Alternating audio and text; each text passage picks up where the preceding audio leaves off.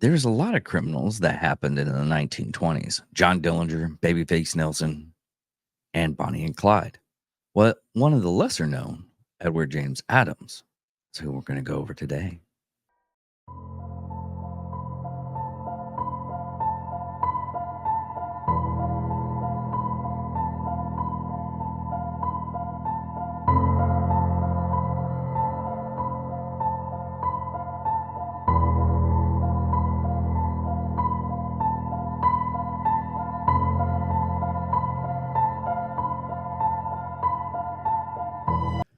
We here at Angry Me Production want to thank our sponsor, Mobile Notary Mindy. She's certified with the National Notary Association. She's also bonded and E&O insured. She offers a wide range of services including wills, powers of attorney, medical documents, healthcare proxies, living wills, certification of trust, assignment of personal property, HIPAA waivers, advanced healthcare directives, and 99 verification. You can find her on Facebook, TikTok, and Instagram at Mobile Notary Mindy. You can also visit her webpage at TexasMobileNotaryMindy.com. That's TX, MobileNotaryMindy.com. Thank you so much and enjoy the show. Ladies and gentlemen of all ages, boys and girls, thank you for tuning in to yet another episode of Angry Meat Production. We appreciate you coming in and letting us be a part of your lives week in and week out. We hope to do our best to present you with something that your eardrums delight in.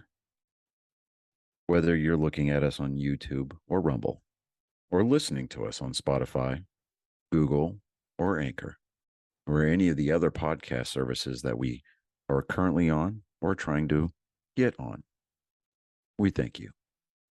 And if you don't mind, at the end of every episode, stop by, leave us a comment, leave us a like. If it asks for 5 stars, we'll take 5 stars, even if you don't like us. 5 stars are what it's all about. With that being said, we hope you enjoy our attempt to make our advocation our vocation. Ladies and gentlemen, let the games begin.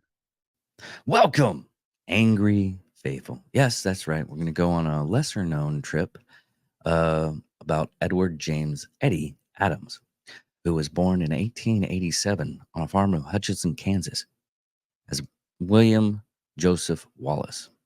His father died as he was young, and his mother remarried. He had a strong disdain for his stepfather as well as physical labor. He learned how to do the barber trade and moved to Wichita, Kansas in the early 20th century. There he met John Coulihan and quickly became involved in bootlegging, petty robbery, and car theft. Adams was handsome, charismatic, and attracted many women and hangers-on. His wife left him after growing wary of his illegal activities and infidelities. He soon formed his own gang and began committing bank robberies, train robberies throughout Kansas and Missouri and Iowa. That's kind of funny because you don't hear much anymore about train robberies, as that's not a crime that happens that much anymore. Eventually earning the reputation as the premier bandit in the Midwest by the early days of Prohibition. In 1920, through Coulihan, Adams formed a partnership with outlaws brothers Ray and Walter Majors. And in September 5th, attempted a daylight robbery against the notorious Kansas City gambling den, Grand Avenue, owned by Henry Tulsdale. However, a shootout began, and the bandits and tough employees of the illegal casino resulted in the death of a gambler and gunman, Frank Gardner, and eventually captured the gang by the police. Adams was sentenced to life imprisonment in February 1921. Majors received lesser sentence and agreed to a plea deal to the robbery, where they both sentenced to 5 years imprisonment. Both brothers eventually died in prison. The third Major's brother involved in a botched robbery attempt, but Dudley escaped from the scene, only to be later arrested and served time in Delaware. While being transported while being transported to the Missouri State Penitentiary in Jefferson City, Missouri. Adams escaped custody by jumping off of the train, and several days later joined Julius Finley in the in the bank robbery and general store of Colson, Kansas. On February 11th, 1921, he was captured on February 17th, 1921, near Garden Plain, Kansas, by a posse. Now, a lot of people don't understand. Posse is a common law, a group of people mobilized by a considered counselor of peace, such as the sheriff, chief of police, to help out in the region to capture somebody. But after wrecking a stolen car under a bridge, convicted of bank robbery, Adams was sentenced to serve 10 to 30 years in Kansas State Penitentiary in Lansing, in addition to his life sentence in Missouri for murder. On August 13, Adams once again successfully escaped imprisonment after sabotaging the prison power plant and scaling the prison walls during the night, along with inmates Frank Foister, George Wizardberg, and D.C. Brown. The driver of the getaway car was Ben Finley, a World War I vet who had turned to a life of crime.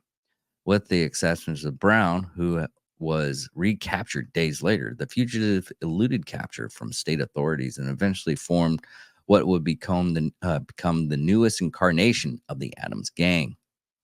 By September of that year, joined by Fettelman, the gang robbed about $10,000 from banks in Rose Hill, Hayesville, Kansas. Hold on real quick. I'm going to find out how much it is in 2020.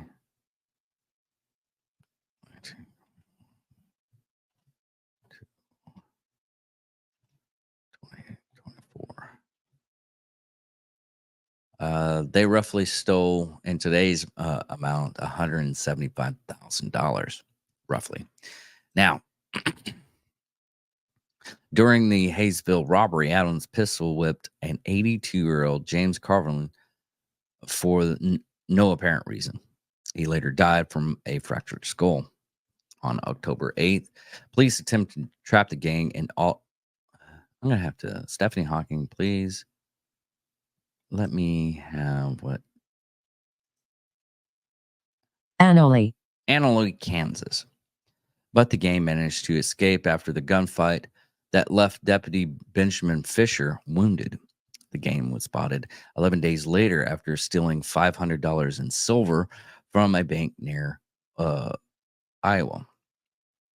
This was followed by another attempt by a posse to apprehend the gang just south of Marietta, Iowa, where the gang rested for several hours along the gravel road just a few miles from the town. Having spotted the gang's vehicle, suspicious farmer Charles William Jones contacted Murray Sheriff Ed West, and a group was formed to investigate and intervene. Upon approaching the vehicle, Sheriff West met at point blank range with a revolver to his face that failed to fire.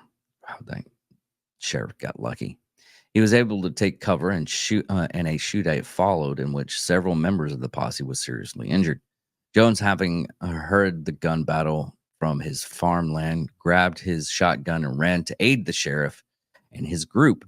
The gang, who had by now fled the original site, drove up the road and exchanged fire with Jones, which left him mortally wounded.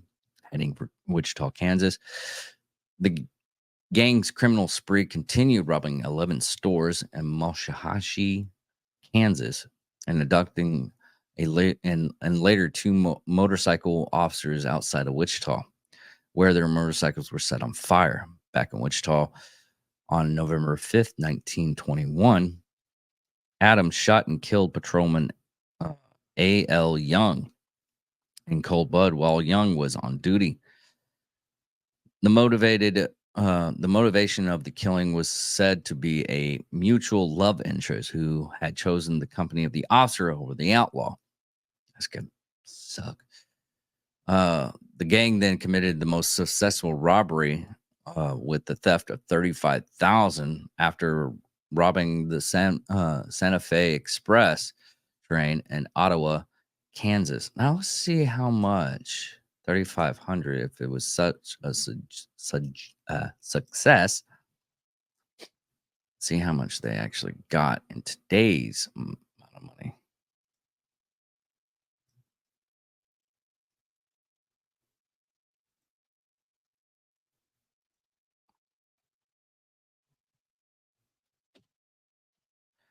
And that would be 579,000. Now, the inevitable downfall. On the evening of November 20th, 1921, Adams, along with Foster, Nellie Miles, a local madman, a local madam, and longtime friend of Adams, George J. McFarlane, a local thug and bootlegger, and two alleged prostitutes were joyriding around Wichita. Another car carrying Fettelman, his wife, Wasberg PD Orcutt, and two unnamed ladies followed at high speed. Two motorcycle policemen pulled over the vehicle carrying Adams, and a gunshot came from the vehicle. Whether the shot was fired by Adams or Foster is unknown, but it killed patrolman Robert Fitzpatrick. The outlaw sped away, released the women, and fled south to Crowley County. Later that night, the trio ran out of gas and stopped at a farm where Adams attempted to steal a vehicle from farmer George Oldham. When Oldham resisted, Adams shot and killed him. Adams and Forrester took the car while McFarlane ran away alone into the night. The duo returned to Wichita in the stolen vehicle. The next day, Adams and Billy Fettelman went to McFarlane house to look for him, only to find two officers waiting. Adams shot and wounded officers Ray Cashner, while the other policeman hid under a bed. Adams once again escaped. Adams hid out until the funeral of fallen officer Fitzpatrick on November 22nd, at which he assumed the bulk of the police force would be present. He had planned to rent a car, leave town for good, but the proprietor of the garage recognized him and contacted the police. 3 officers arrived on the scene.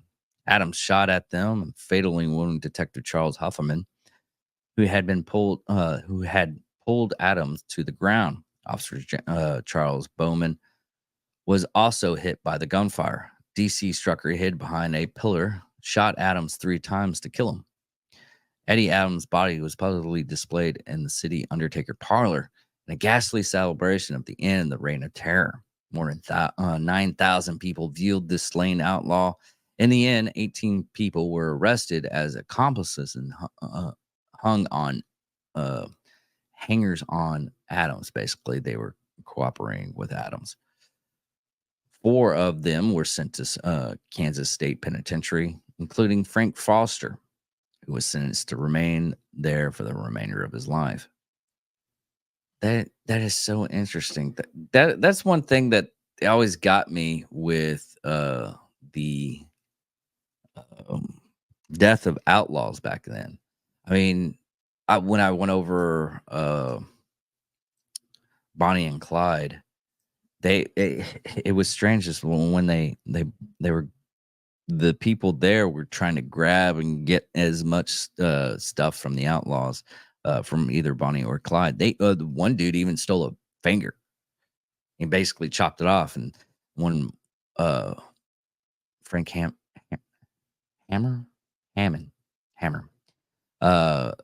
he asked, he was like, "Why? What are you doing?" And the guy was like, bluntly, that took off Bonnie's finger, was like, "Well, he's not going to need it anymore. He's dead." I was like, "Wow, people were different back then." But I come to say that there's probably the same thing that goes around here, but it's very not publicized anymore. Anyways, everybody, thank you for watching. Thank you for listening. Hope you have a wonderful day and goodbye.